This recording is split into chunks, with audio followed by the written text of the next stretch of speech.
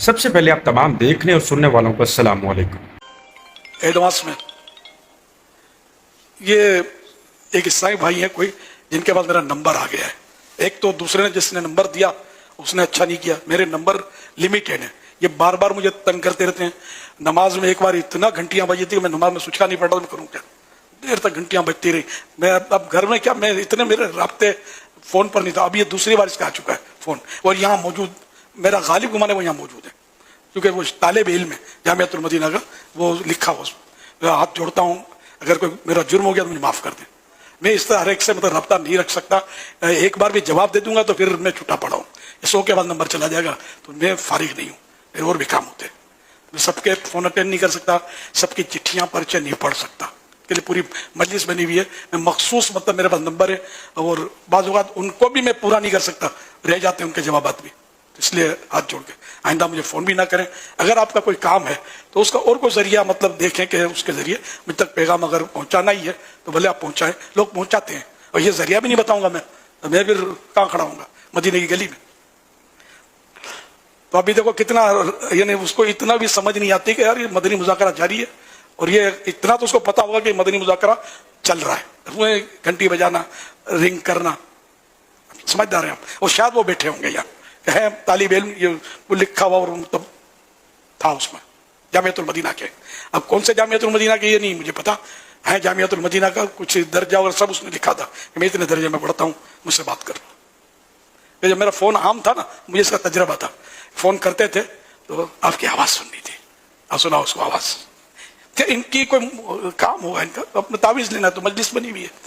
اور بھی مطلب ساری مجلسیں بنی ہوئی ہیں، کوئی مسئلہ اگر دریافت کرنا ہے تو طالب اہل سنت موجود ہے، تعویذ یا کوئی روحانی علاج چاہیے تو اپنا مجلس بنی ہوئی ہے، اس کا بستے اور سب پتہ ہوتا ہے عیسائی بھائیوں کو، جو قریبی عیسائی بھائی ہوتے ہیں تو وہ لے سکتے ہیں۔ اللہ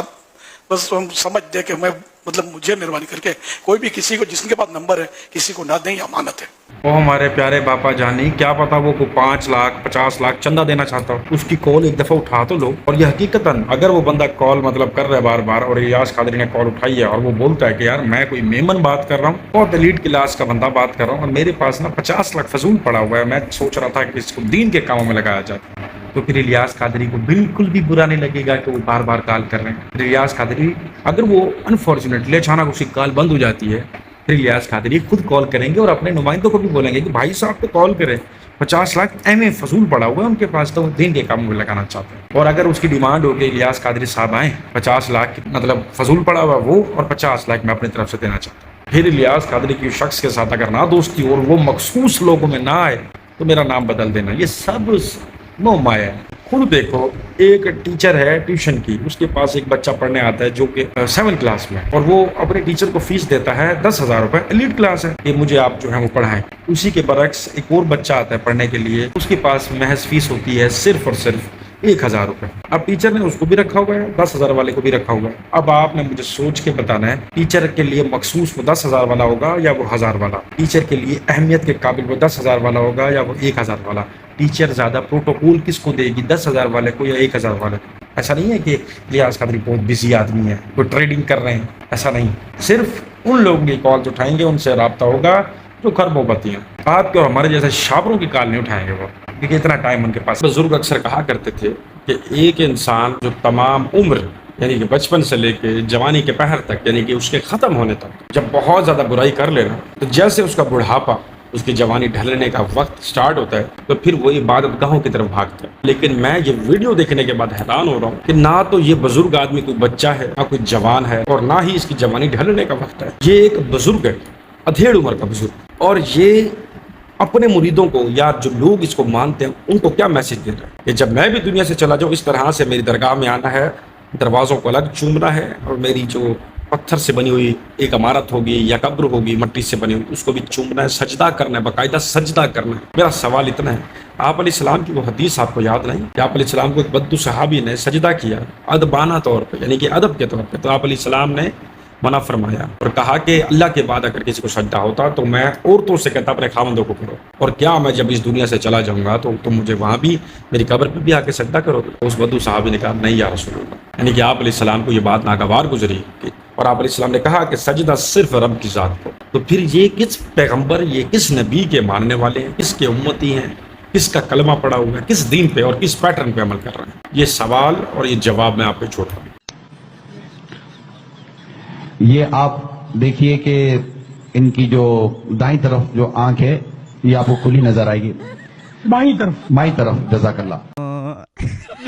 بائیں طرف کی جو آنکھ ہے یہ آپ کو کھلی نظر آئے گی۔ یہ جب کھلی تو ہم نے لے لی اور آپ کو اس کی کونے سے آنسو چمکتا ہوا نظر آ رہا ہوگا، یعنی جب باپا کھڑے تھے تو اس وقت آنکھیں بند تھیں،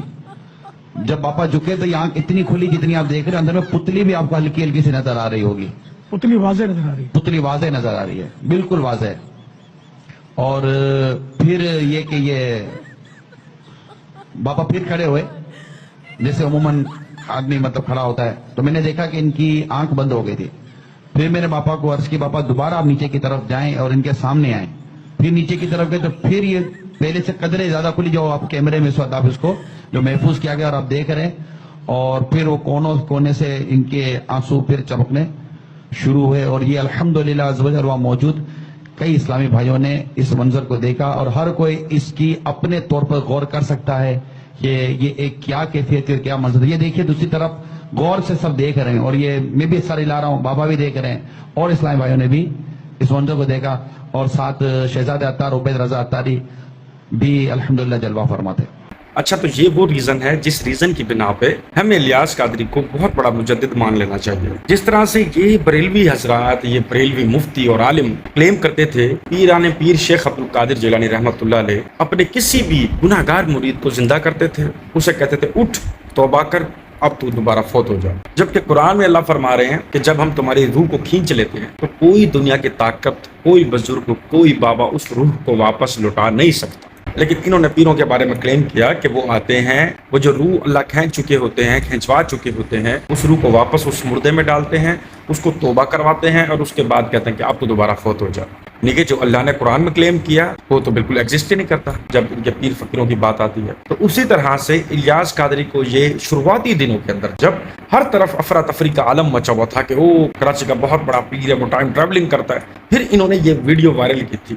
جب انہوں نے نبینوں کو آنکھ دلوائی تھی نا کہ وہ مادر ذات نبینا تھا، وہ ماں جایا ہی نبینا پیدا ہوا اللہ کی طرف سے، اور الیاس قادری نے صرف پھونک مارنے سے اس کو بینائی عطا کی، تب یہ ویڈیو انہوں نے وائرل کی تھی۔ اور یہ ویڈیو اس ٹائم ایک وبا کی طرح پورے پاکستان نہیں بلکہ پوری دنیا میں پھیل گئی تھی۔ نہ جانے کتنے بھولے اور معصوم لوگوں کے ایمان کے ساتھ انہوں نے کھلواڑ کیا، ان کے احساسات کے ساتھ کھیلے۔ فورن کنٹری سے جگہ جگہ سے لوگ ایسے پیر کو دیکھنے کے لیے آئے کہ جو اپنے مرید کے سامنے جھکتا ہے تو اس کا مرید آنکھیں کھول لیتا ہے، جیسے وہ اپنے مرید سے دور ہوتا ہے اس کی آنکھیں بند ہو جاتی، اور وہ باقاعدہ الیاس قادری کو دیکھ کے رو رہا ہے۔ انہوں نے کس کو مشہور کرنا چاہا؟ صرف الیاس قادری کو۔ تمام پیروں کی انہوں نے خوبصورتیاں بیان کی، ان کی کرامتیں بیان کی۔ کیوں؟ آج تو آپ لوگوں کو یقین ہو جانا چاہیے کہ یہ پیران پیر شیخ عبد القادر جیلانی کا نام کیوں جپتے ہیں، کیونکہ پوری دنیا کے اندر وہ معتبر شخصیت پیر کے حوالے سے سمجھے جاتے ہیں۔ انہوں نے اس لیے ان کو پکڑا، ان کی جو ہے وہ خوبصورتیاں بیان کی، کرامتیں بیان کی، ان کی شان میں پتہ نہیں کیا قصیدے لکھے، لوگوں کو اپنی طرف کھینچا۔ پیران پیر شیخ عبد القادر جیلانی کو دعوت اسلامی والوں سے زیادہ کوئی نہیں مانتا۔ جب لوگ ان کی طرف آئے تو انہوں نے آہستہ آہستہ خود کو شو کروایا کہ ہمارا الیاس قادری بھی بہت بڑا پیر ہے،